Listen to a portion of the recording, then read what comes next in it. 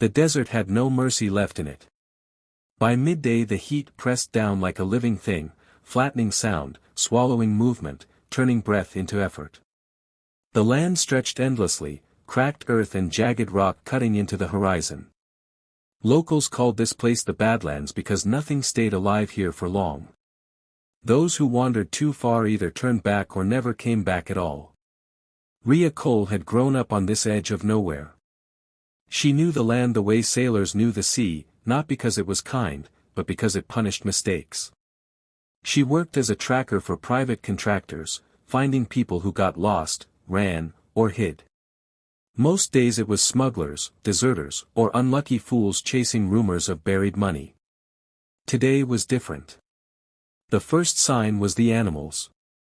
Dead, but not eaten. Skinned clean, bones cracked with surgical force.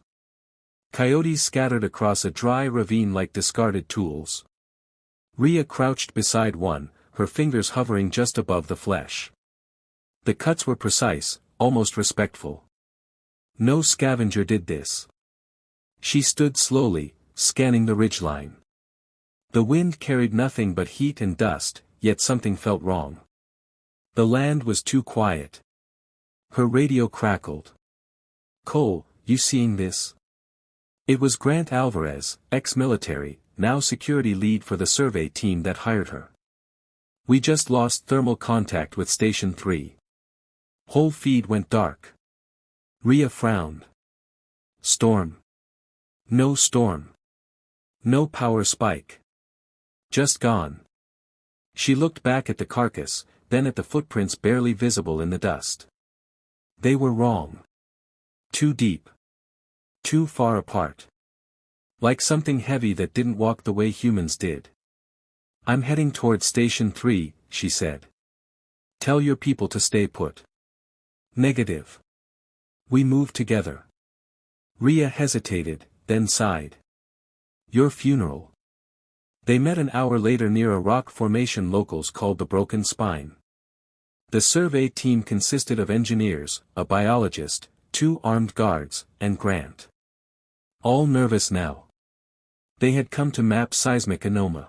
Night settled over the Badlands like a lid sealing a grave. The stars were sharp and cold, offering no comfort, only distance. Rhea moved low and slow, every step deliberate. She had killed men before, dangerous men, but this was different. This thing did not hunt for survival. It hunted for purpose. She reached an old ravine where rusted mining equipment lay half buried in sand. The place smelled of oil and iron, strong enough to mask her scent for a while. She crouched inside the hollowed shell of an excavator and forced herself to breathe steadily. Her mind replayed the creature's movements. Not reckless. Not rushed. It studied, tested, learned. That meant it could make mistakes, but only once.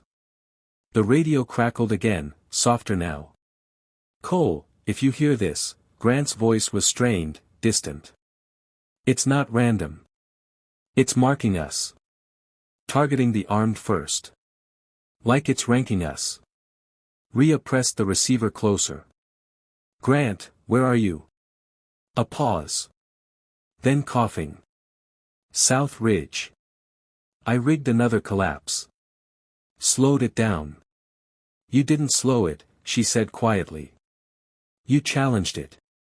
A faint, humorless laugh came through. "Figures." The signal died. Rhea closed her eyes for a second, then opened them. No time for grief. The Badlands demanded focus or blood. She scavenged what she could from the abandoned site. Flares. A welding torch with half a charge. Scrap metal. Chains.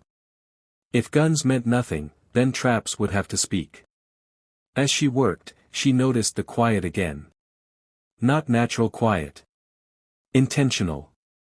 Even the wind seemed to hesitate.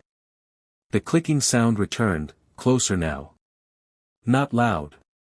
Confident. She rolled away just as a plasma bolt tore through the excavator, molten metal spraying the sand. The predator landed nearby, its cloak flickering as dust coated its armor. It didn't rush her. It watched. Rhea ran, leading it exactly where she wanted. Down into the ravine, through narrow passes where its size worked against it. She ignited a flare and tossed it behind her, the sud. The ground breathed. Rhea felt it before she heard it, a low vibration rolling through the stone beneath her boots as she climbed back toward the wreckage. Dawn had fully broken now, pale light washing the Badlands in harsh honesty.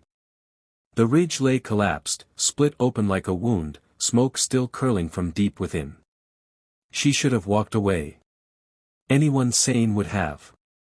But hunters did not leave questions unanswered, and neither did survivors. She approached cautiously, scanning for movement.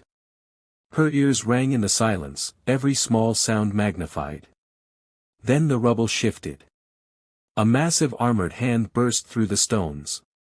The predator pulled itself free with a roar that shook dust from the cliffs. Its armor was damaged, scorched and cracked, one shoulder hanging at an unnatural angle. The mask was gone now, revealing its face in full. Mandibles spread wide, scarred and bleeding, eyes burning with focused rage. It was injured. And it was furious. Rhea raised her rifle, knowing it was useless, but refusing to lower it. The creature tilted its head, studying her. It did not fire. It did not charge. Instead, it reached to its belt and tossed something onto the ground between them. A skull. Human. Cleaned and polished, marked with strange symbols. A trophy. It was offering her something. Recognition. Rhea understood then. This was no random slaughter. This predator had come to the Badlands to test itself. A harsh land for a harsh hunt. And she had earned its attention. "I'm not playing your game," she said aloud, voice steady despite the fear clawing at her chest. The predator clicked softly, almost thoughtful. Then it attacked. It moved slower now, but with intent sharpened by pain. Rhea led it through narrow rock corridors, firing when she had to, using sound and movement to keep its focus where she wanted it. She ignited another flare, blinding it briefly, then dove into a cave system she had scouted years ago. Inside, the air was cool and damp. The tunnels twisted. Rhea limped for hours before the pain fully set in. The adrenaline had carried her farther than she thought possible, through cracked valleys and open flats where the sun climbed mercilessly overhead. Every step burned. Her clothes were torn, skin blistered, blood dried stiff along her arms. Still, she kept moving. The Badlands did not forgive weakness. By late afternoon she reached the edge of the exclusion zone, where the land slowly softened and the rocks gave way to scrub. A lone road cut through the dust like a promise. She collapsed beside it, half expecting the sky to split open again. Nothing came. A truck found her near dusk. Two men, locals, recognized her from old contracts. They didn't ask questions.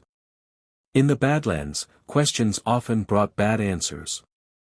They wrapped her burns, gave her water, and drove her out as the desert swallowed their tire tracks behind them. Days passed in a haze of painkillers and broken sleep. Official teams arrived soon after. Men in clean uniforms, words chosen carefully. They called it an industrial accident. A gas pocket. Unauthorized explosives. They confiscated her gear, her recordings, her notes. They asked her to sign papers. She refused. That was when the tone changed. They told her what she saw was impossible. That trauma could create vivid hallucinations. That continuing this story would put her in danger. They offered money. Silence wrapped in politeness. Rhea left before the offer turned into a threat. Weeks later, she stood at the edge of a small town far from the Badlands, staring at a television mounted in a diner corner. The news showed satellite footage of the desert. A perfectly circular scar burned into the earth, labeled as a classified test zone. She finished her coffee and walked out. At night, the dreams came. She saw glowing symbols carved into skulls. Heard clicking sounds echoing just beyond sight. Sometimes she woke convinced something was standing in the corner of the room, watching, measuring. But no,